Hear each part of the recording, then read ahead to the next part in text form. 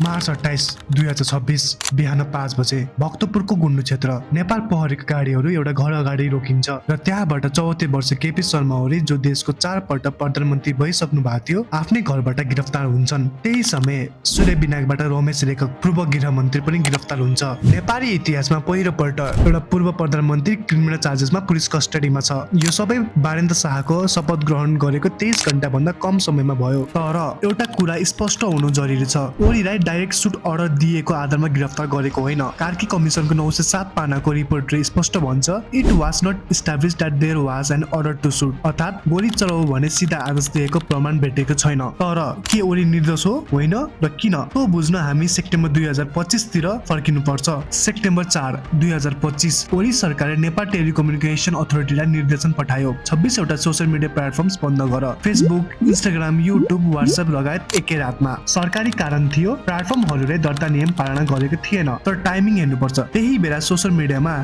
#नेपोबेबी अभियान चलिरहेको थियो, जहाँ युवा नेपालीहरूले नेताहरूको छोराछोरीको लग्जरी जीवन एक्सपोज गरिरहेका थिए। युरोपको ट्रिप्स, लग्जरी कार्स, त्यो बेला नेपालको पर क्यापिटल जीडीपी $1500 भन्दा कम थियो। ब्यान लाग्ने बित्तिकै लाखौं परिवारहरू, गल्फ, मलेसिया, इन्डियामा काम गर्ने श्रमिकहरू घरसँगको सम्पर्क एकै रातमा कटियो। सेप्टेम्बर 8, 2025 बिहान 9 बजे माइती घर मण्डालामा हजारौं युवाहरू जम्मा भए। दिउँसो 12:30 बजे कर्फ्यू घोषणा भएको 5 मिनेट भन्दा कम समयमा प्रहरीले गोली चलायो। त्यो दिनको अन्त्यसम्म 19 जनाको मृत्यु, 300 भन्दा बढी घाइते, तिनीहरू मध्ये एउटा 12 वर्षको बच्चा स्कुलको ड्रेस लगाएको। भोलिपल्ट देशभरि आन्दोलन फैलियो, संसद भवन जलियो, ओलीले राजीनामा दिए। कुल 17 जनाको मृत्यु भयो र 2113 जना घाइते। नेशनल पेनल कोडको दफा 181 ले भन्छ, लापरवाहीको कारण मृत्यु 3 देखि 10 वर्ष सजाय। कानूनले त्यो मान्छेलाई पनि दोषी मान्छ जसले रोक्न सक्ने थियो तर रोकेनौ। सेप्टेम्बर 7, एक दिन अगाडि सेना प्रमुख र गुप्त सूचना अधिकारीहरूले सरकारलाई स्पष्ट चेतावनी दिएका थिए, आन्दोलन खतरनाक रूपमा बढ्न सक्छ,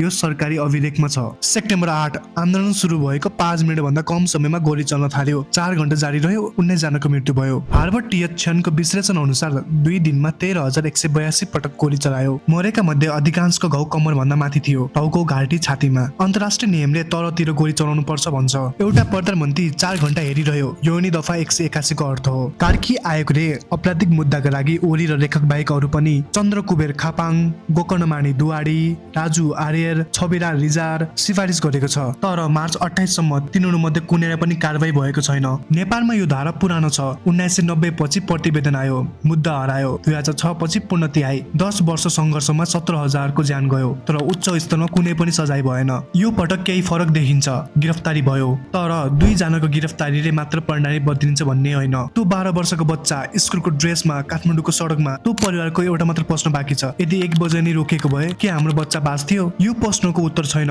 तर अदालतमा यही प्रश्न उठ्छ। तथ्यमाथि विरोध कम छ, परिणाममाथि विरोध धेरै छ। र यो कथा अर्को प्रतिवेदन बनेर दराजभित्र हुन्छ कि न्यायमा परिवर्तन हुन्छ, त्यो हामी सबैका लागि महत्त्वपूर्ण छ।